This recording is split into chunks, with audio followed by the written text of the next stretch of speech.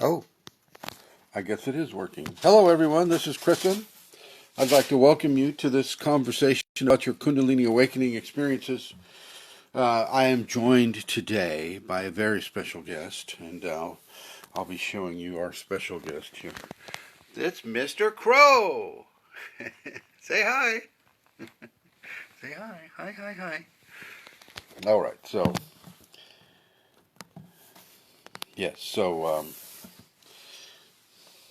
Mr. Crow and I are going live for you today, and let's see. I would like to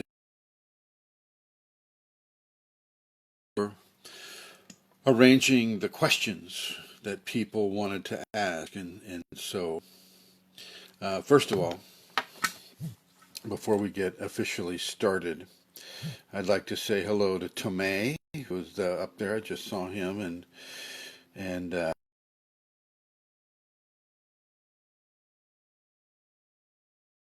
honor the work that he is doing with this, and Kason, and all these different people. So I want to honor everybody who is working with the Kundalini, who has it, and who has it and is working to help other people understand about the Kundalini. So, with that in mind, geez Louise. Sorry, it just paused, so now I'm hopefully back. Uh, if you can send me a thumbs up or something, letting me know that you're getting this, Mr. Crow, please, please. Thank you.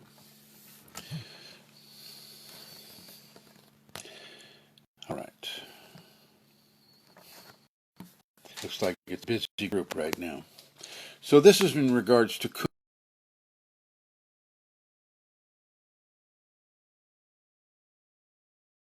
um, there is a lot of activity going on right now, and I'm trying to mitigate this.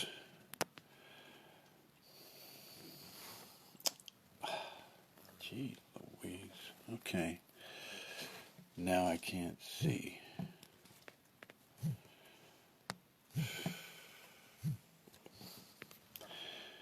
Oh, let's see here. There it is. Again, sorry, once again. I hope everybody is safe and sound amid the coronavirus and the COVID-19 seclusion. Um, on the bright side of this seclusion, I'm happy to see that there are places in the world that have been actively polluted by people for the last 200 years that are now clearing out. And it's nice to see that the grace of divinity is demonstrating for us how quickly we can clean up our environment if we just choose to do so. And what an excellent way to help us choose to do so by having a virus. So there you go. Um, I know it's been very difficult for people losing loved ones. Um, there's nothing I can say that will help that, except that it will pass, and you can honor the passing of your loved ones by remaining as best you can and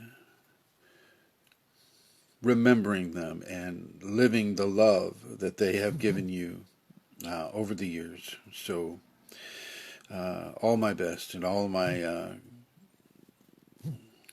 grace to you who have lost loved ones during this virus. I would like to honor the medical personnel, um, the emergency responders like the firemen and the firewomen, the policemen and the policewomen, doctors, nurses, and nurses' aides. You know, the nurses' aides always get left out of the equation, and they do most of the hard work. So I want to honor the nurses' aides, not only in the hospitals but in the clinics and in the senior citizens' homes. Thank you, nurses' aides. Thank you, caregivers, for not giving up on your clients amid this whole COVID virus alert. Thank you, caregivers, for doing the great job that everybody in the medical community knows that you're doing, and yet refuse to say anything about it. So I know what you're doing, and I really appreciate what you're doing for the people that you're taking care of. There's that. I haven't done a live stream in a long time, and I'm not even sure this is working. I got the little live thing on there, but not sure it's working. I can't tell too much what's going on with this thing, so I should maybe do it more often. This live stream is about answering some questions, and Julia has arranged for this live stream to occur, and so she collected some of the questions to answer, and so we'll go ahead and we'll get to those. All right. First question is from Mona, and she asks, "Are Kriyas always a good thing? Having too much of them, does it mean something is wrong with my life that I should change? Also, more information about astral projections in relation to Kundalini, please." Okay. Well, that's not a small topic. We could do the whole live stream on that one. Kriyas are always a good thing. Yes, indeed. They are always, always, always a good thing. You got to remember, what is causing a Kriya? It's divine. It's a divine Kundalini announcement within you and within your body that your body needs to move this certain way because the divine within you wants it to move this certain way to aid the infusion of its grace, of its self within you. The divine made flesh. Well, for that flesh to receive divinity, it's going to move.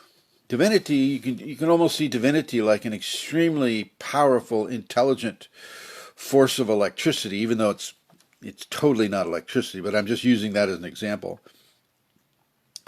If you get if you touch like an electric fence or those little stun guns, whatever, if you touch something electric, your body's going to move. That'll be an electric Kriya. So it's not surprising that as you have unleashed Kundalini within your body, that as it begins to transform your body, will force the body into specific positions. And typically, often these are yoga positions. And so that tells you a lot about yoga and its placement within the manifestation of grace upon an individual. And this is for people that haven't even taken yoga. When I was having my kriyas for this body, I wasn't doing any yoga, and yet, I'd wake up inside of yoga positions. And so, yes, these are always, always, always a good thing, but they're not always received in a positive way. And, especially when you're looking, I know that you're just talking about the physical kriyas where your movements or you're shaking or, any of these different kriyas that occur. They're absolutely good, but the body's not going to receive them well, and the ego will not always receive it well either. And you're just going to have to make self-corrections with the ego, as you should be doing anyway, making these self-corrections towards a holier life, a more noble life in the expression of that life. But as the kriyas come into the physical body, they will also come into the emotional body. Oh, no. All right, I'm going to have to finish this, so I'll continue this from the trailer.